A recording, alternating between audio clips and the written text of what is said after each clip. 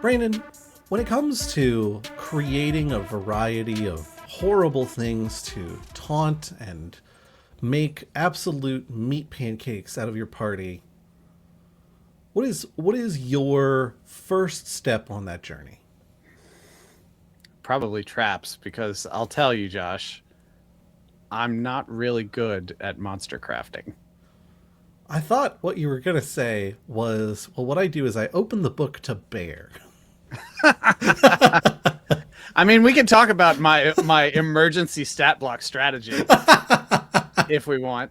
I guess in a video about monster crafting philosophy, that is a valid philosophy. It is. It very much is.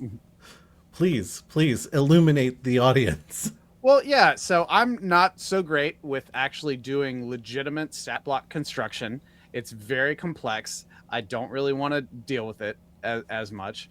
And I got some advice years ago that I found super useful, especially for a lot of the types of games that we run, which is just always have a stat block for a bear in your materials. And depending on the needs of the story at the time, adjust its AC, adjust its HP, give it a multi-attack or whatever. It's very much a nobody has to see how the sausage is being made kind of thing. And I tend to run combat in a much more sort of storytelling narrative way rather than tracking the HP and everything and the number of attacks and stuff.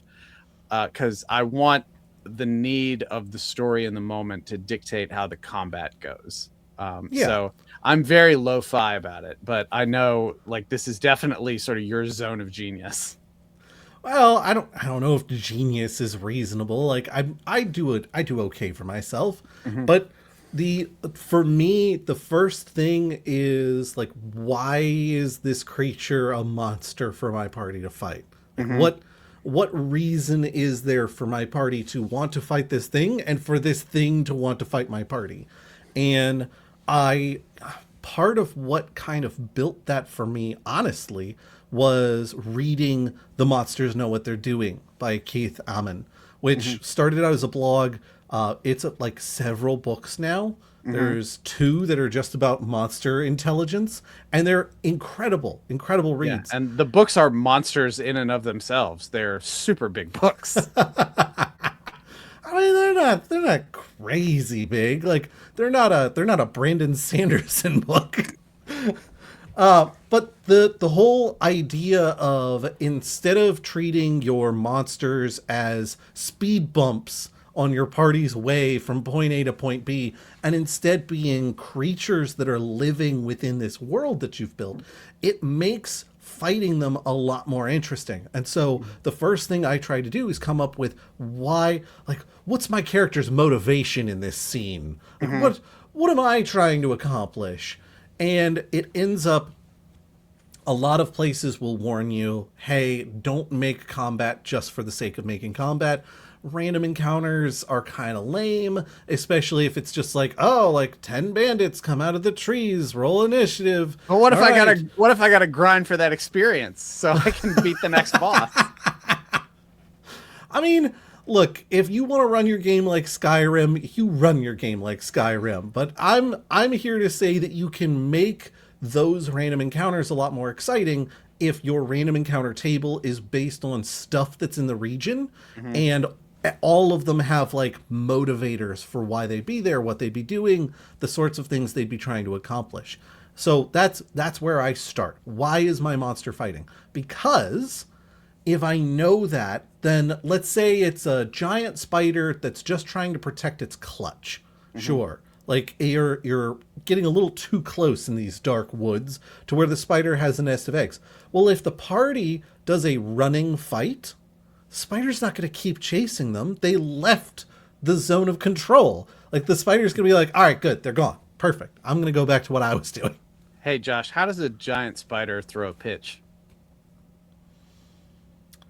I want to do like a fastball special something, but I'm not getting it. What is it, Brandon? How does she lobs? Man, I know some hobbits to be really upset by that joke. Sorry to step on your flow. As long as you didn't step on that clutch of spider eggs, you'll be in good shape. So if you know what's motivating your monster, you can make a lot more decisions about like how hard is it going to fight, what sorts of things are going to make it retreat from combat, what are the sorts of things where if the party does this, then it's like we're fighting to the death, period, no holds barred. Most bandits aren't going to fight to the death. They just want to make a few quick bucks. When they realize that your heavily armed party isn't worth their time, most of them are going to be like, cheese it, it's the fuzz. That's what I love. Like you were talking about Skyrim a minute ago. Like that's what I love about when you get like super high level to the point that the game isn't level scaling with you anymore, and the bandits are still just like, never should have come here. And then I cast like one spell and kill all of them immediately. Yeah, I mean, in that case, it kind of makes sense, right? Like they don't know that you're a super powerful fighter, wizard, etc. So they're going to be like, "Oh, it's one guy wandering into our hideout. I'll show you what's what." They're not smart enough to be like, "Is that the Dovahkiin?" I don't know that we should be getting tangled up in this. But to that point, if your party's going up against a super intelligent monster, like a lich, then they probably do know what the party is at least roughly capable of and can strategize accordingly, which makes that fight more interesting as well. So that's step one. Figure out the motivations, figure out sort of like their thought process on what this fight's going to be like, and then expand out from there. I like to give my monsters one or two unique abilities. It depends on kind of what they are. I will say the number one thing I recommend for anybody who's going to be doing any sort of monster crafting at all, if your game system has spells, D&D 5e especially, don't write out your whole spell list that they could possibly have with all of their cantrips and all that crap. You're not going to need half of it. Only write out spells that you think the creature would use during combat. If there's something like, oh, well, he'd have a contingency plan for escaping this that involves casting this and then this, write that in as a special ability, basically, where it's like if he gets below, MMORPG rules, if he gets below 30% health, this is the thing he immediately does. Pocket sand. And then he's out of it. Your party doesn't need to know that that triggers at 30% health. And you could be like 5 points off from it. You're like, well, it's 5 points above 30% health. Should I trigger this? You're in control. You trigger that ability whenever you think it makes the most sense. If it's dramatic to do it at 20% instead, do that. That's better. So those are my two like most core things. And then branching out from that, I will do a lot of beg, borrow, and steal. So when I need inspiration for a specific kind of monster, I'll watch movies. I will read comics. I will look at other people's monster guides, and I will take everything that I'm like ingesting from all these different sources, and I will turn that into the thing I want it to be. I think Brandon and I talked a little bit in the Patreon episode about really liking Grote's Worth of Grotesque's system for writing out monster blocks, because it's not specific. It's not like, oh, well, for this system, it's going to be 16 AC and 88 HP and this and this and this. It's more of a like, these are the things that this creature's really good at, and these are the things this creature's really bad at, and these are the things where the creature's kind of average. And then you figure out in your game system what all of that means. I find that to be really helpful when writing stat blocks, to do that first. Because then you can be like, does this feel balanced? Is this sensible? Because if you don't do that first, what you're going to end up doing is going back and forth with yourself multiple times. I've done this on so many character sheets and stat blocks, I can't even tell you, where you're like, is this going to be too strong? Is this going to kill the wizard in the party instantly? Like, it just appears and the wizard dies of seeing it? That's not going to be fun for the wizard. well, I guess I can modify this, I can lower that, I'll give it a little more HP to make the fight go a little long. Like, you end up going back and forth trying to figure this stuff out. If you settle on, here's the stuff it's good at, here's the stuff it's bad at, and here's the stuff that's kind of somewhere in between, out of the gate, you're going to save yourself a ton of that back and forth time. Because it'll help you like write other behaviors for it. Exactly. You'll already have a pretty good idea. And if you know what the motivators are, then you know what this creature wants to be really good at, and therefore probably is better at than other things. So all of that kind of helps you puzzle box together a creature.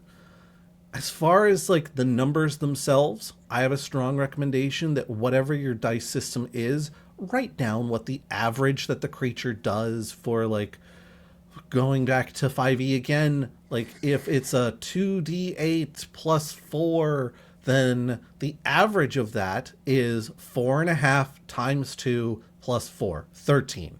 The reason it's 4.5 is because it's half of the die plus 0.5, because the die typically do not have a 0 on them, except for d10s, which when they do, that usually means 10.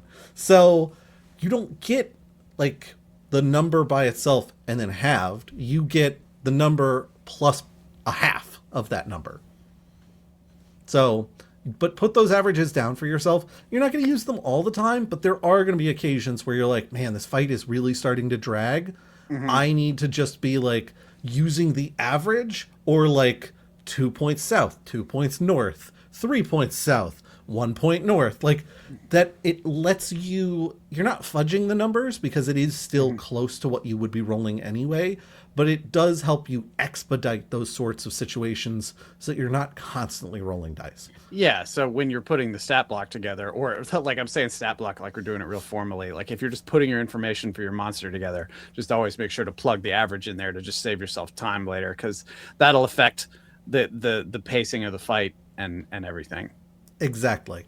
And then finally, HP, I would say, is a range. Don't become married to the idea that, like, oh, well, it's got 120 hit points, so you have to hit it for 120 damage for it to die.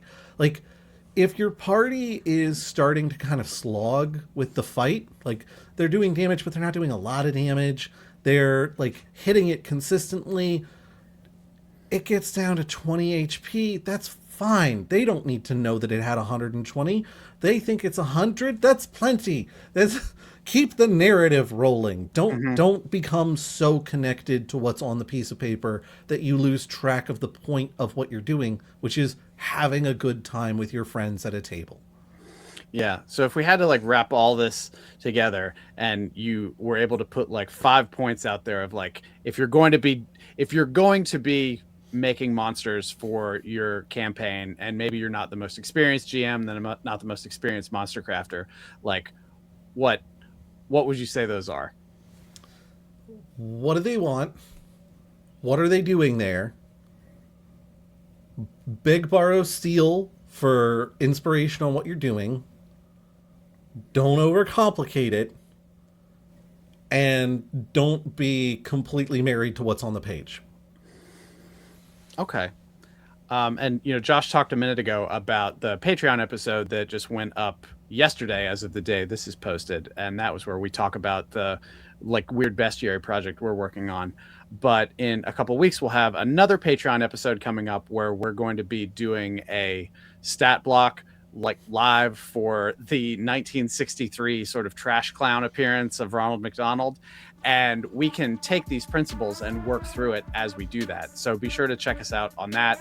Obviously, Patreon link in the description.